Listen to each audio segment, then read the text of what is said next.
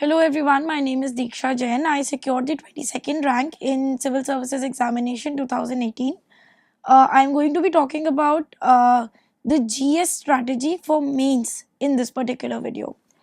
तो सबसे पहले एक ओवरऑल ओवरव्यू की मेंस की तैयारी कैसे करनी है इसके बारे में बात करते हैं।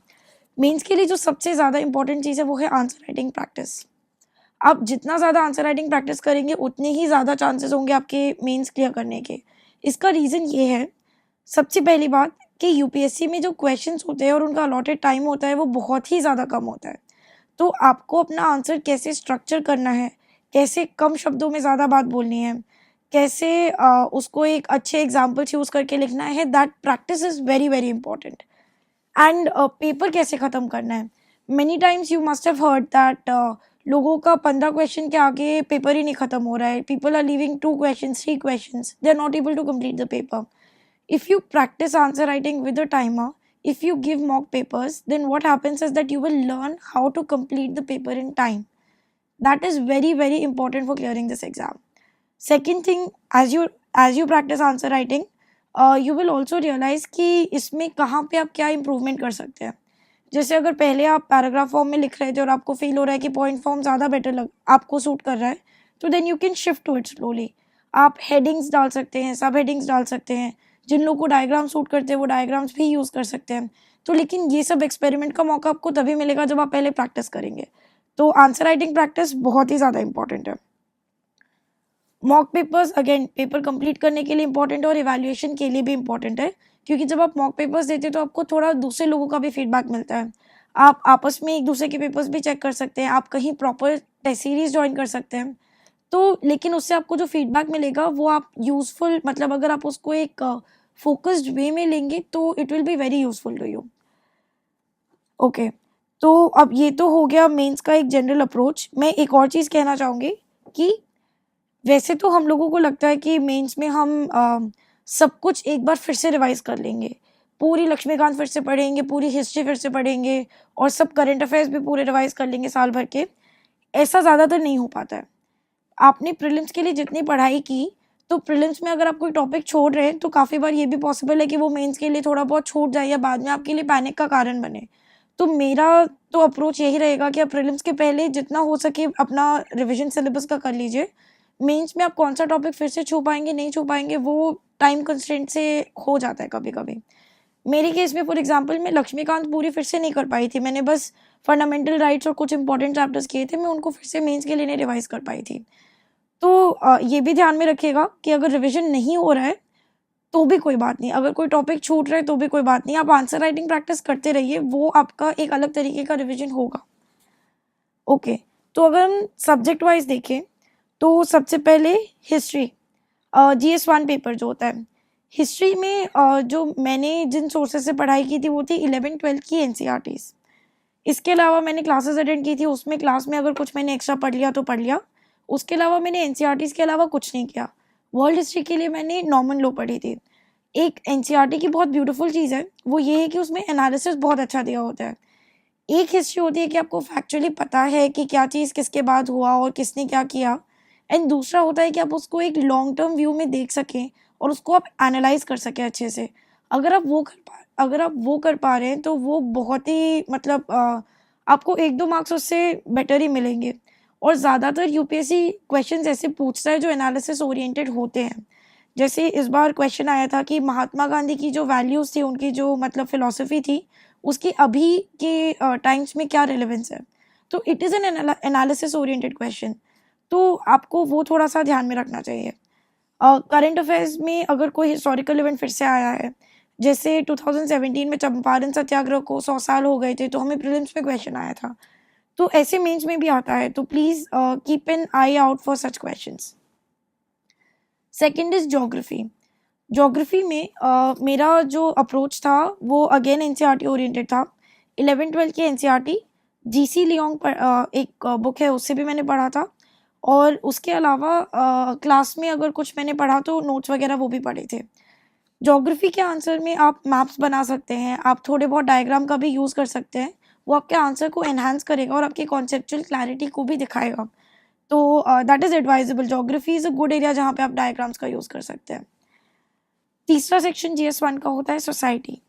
अब वैसे तो सोसाइटी और सोशल इश्यूज़ की एनसीईआरटी होती है, लेकिन वो आपको एक बस बेस ही बनाएगी कि अच्छा इंडिया में जो मेन इश्यूज़ हैं, caste, tribes, gender, communalism, religion जैसे हो गया, तो ये जो सारे इश्यूज़ हैं वो आपको एक बेस बना देगी, लेकिन आपको उसके ऊपर बिल्ड करना होगा करंट अफेयर्स की हेल्प से।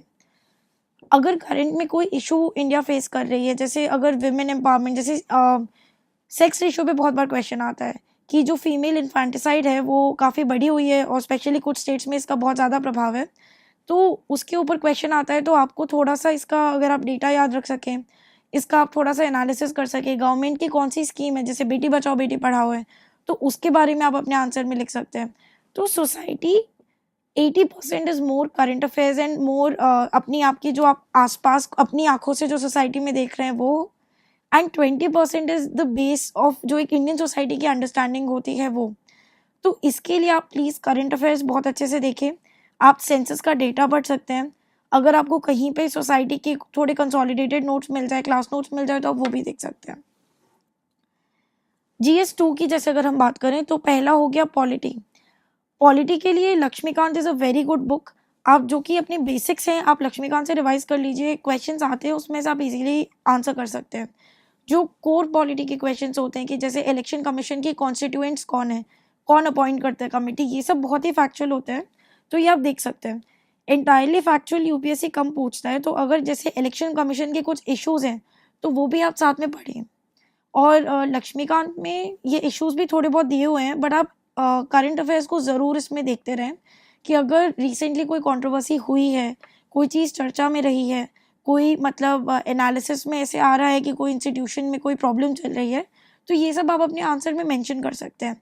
अपने आंसर्स को कोशिश करिएगा ज़्यादातर ऑप्टिमिस्टिक नोट पे ही एंड करें, क्योंकि हम एक सिविल सर्वेंट इसीलिए बनना चाहते हैं कि हम एक पॉजिटिव वे में देश को आगे बढ़ाएँ, तो we must appreciate what is being done and उसको आगे कैसे ले जाना है, ऐसा हमारा एटीट्यूड होना चाहिए। पॉलिटी के बाद गवर्नेंस आता है। गवर्नेंस में कुछ तो होते हैं कीवर्ड्स, जैसे गुड गवर्नेंस का क्या मतलब है, इसके टेनेट्स क्या हैं, कुछ जैसे सिटीजन्स चार्टर, सोशल ऑडिट, इस टाइप की चीज़ें हैं जो काफ़ी चीज़ें आपके यूपीएससी के सिलेबस में ही दी हुई हैं। आप इनको, आपको जो सोर्स सूटेबल लगे आप वहाँ से इनको ज़रूर पढ़ें। अगर आपने कहीं क्लासेस ली हुई है, वहाँ ये पढ़ाया जा रहा है, तो दैट इज़ ओके। अगर आप किसी कंपाइलेशन में पढ़ रहे हैं तो that is also fine, but इनको आपको करना ज़रूर चाहिए, क्योंकि इसको अगर आप करेंगे तो आप एक एग्जैक्ट आंसर दे पाएंगे। नहीं करेंगे तो आप वेगली बात करते रहेंगे और मतलब आप अपने मन से पॉइंट्स बना के लिख सकते हो, बट फिर आपको उतने अच्छे मार्क्स शायद ना मिले। तो गवर्नेंस एक अच्छा एरिया है, इसमें भी प्लीज़ करंट अफेयर्स का ओरिएंटेशन ज़रूर रखें। जैसे for example, Meghalaya became the first state जिसने सोशल ऑडिट को अपने गवर्नमेंट की सारी स्कीम्स वगैरह में कंपलसरी कर दिया। तो इसको अगर आप एक सोशल ऑडिट के आंसर में मेंशन करेंगे तो it is a good thing, वो आपके आंसर में वैल्यू ऐड करेगा। इसके अलावा पेपर 2 में IR, इंटरनेशनल रिलेशंस, एक इम्पॉर्टेंट टॉपिक है। हर साल इसमें से एटलीस्ट 2-4 क्वेश्चंस आते ही आते हैं। इसमें 2 चीज़ें हैं, 70 to 80% करंट अफेयर्स ओरिएंटेशन होता है, क्योंकि वो ज़्यादातर क्वेश्चंस आते हैं जो चीज़ न्यूज़ में है। पिछले साल इंडिया और इज़राइल की बहुत सारी मीट्स हुई। एक जिसे हम लोग कहते हैं डीकपलिंग ऑफ इज़राइल और पैलेस्टीन इशू हुआ। तो ये सारी चीज़ें बहुत न्यूज़ में थी, तो इज़राइल और इंडिया के रिलेशंस पर क्वेश्चन भी आया। तो ये आप बिल्कुल इसको न्यूज़ फॉलो करते रहें, एडिटोरियल्स फॉलो करते रहें न्यूज़पेपर्स में। राज्यसभा टीवी पे भी एनालिसिस आते हैं इंटरनेशनल रिलेशंस के, वो भी आप देख सकते हैं। वहाँ से नोट्स बना सकते हैं, उनको देख सकते हैं। थोड़ा-सा आप अगर एक हिस्टोरिकल व्यू ऑफ रिलेशनशिप भी लेके चलेंगे तो इट विल बी गुड। जैसे अगर इज़राइल में की बात करें, तो नॉट जस्ट कि प्रेज़ेंट में क्या हो रहा है, बट जो पहले हो चुका है। जैसे इज़राइल ने कारगिल वॉर में इंडिया की हेल्प की थी, तो वो भी अगर आप अपने आंसर में मेंशन कर सकते तो it is good. Israel Palestine issue के रूट्स क्या हैं, उसकी भी आपको थोड़ी आइडिया होनी चाहिए। इसके लिए सोर्सेज़ वही हैं, अगर आप क्लासेस अटेंड कर रहे हैं तो क्लास में आपको बताया जाएगा, नहीं तो मंथली कंपाइलेशन में भी बहुत अच्छे से डेल्ट होते हैं ये सारी चीज़ें। इंटरनेशनल रिलेशंस के लिए दैट इज़ इनफ। हेल्थ और न्यूट्रिशन टाइप के टॉपिक्स भी हैं पेपर 2 में। एक good source of doing this is योजना का जो भी अगर आपको एडिशन मिल जाए जो हेल्थ और न्यूट्रिशन से डील कर रहा है, उसमें आपको गवर्नमेंट स्कीम्स की एक समरी मिल जाएगी। मेजर इश्यूज़ जो गवर्नमेंट फेस करती है पब्लिक को हेल्थ और न्यूट्रिशन दिलाने में, वो भी आपको पता चल जाएगा, और क्या चेंज हुआ है हमारी पॉलिसी में वो भी पता चलेगा। मैंने योजना के नोट से ये चीज़ की थी तो दैट वाज गुड। उसके अलावा आप अगर कहीं कंपाइलेशन में पढ़ रहे हैं तो that is also equally fine. आपको बेसिकली ये टॉपिक एक बार अच्छे से करने चाहिए। अगर कोई चीज़ सिलेबस में डायरेक्टली मेंशन है तो उसको आपको एक फोकस वे में पढ़ना भी चाहिए, दैट इज़ इम्पॉर्टेंट, क्योंकि उसी में से क्वेश्चन आते हैं सिलेबस में से। GS3 की जैसे बात है, सबसे पहले तो इकोनॉमी के लिए बहुत डाइवर्स सोर्सेज है। एक बेसिक बुक जो मानी जाती है रमेश सिंह की, that is a good book. There are online lectures on economy which are suppose to be very good. तो आप उन सबको यूज़ कर सकते हैं जो भी आपको मेथड सूटेबल लगे। अगर आपको क्लासेस अटेंड करने में या ऑनलाइन लेक्चर्स देखने में ज़्यादा अच्छे से समझ में आ रहा है तो आप वैसे समझ लो। Economy is very conceptual. एक बार इकोनॉमी के कॉन्सेप्ट्स क्लियर हो जाएं तो उसके बाद current affairs relation is important. तो इकोनॉमी बस यही है, बेसिक कॉन्सेप्ट्स और करंट अफेयर्स। करंट अफेयर्स में अगर जैसे बैंक्स में प्रॉब्लम हो रही है, चाहे वो फ्रॉड की हो चाहे वो एक्सेसिव लोन्स की हो, तो आप उन टॉपिक्स को फॉलो करते रहें, उनके ऊपर एडिटोरियल्स पढ़ते रहें, तो वो it will give you good points to write in the answer.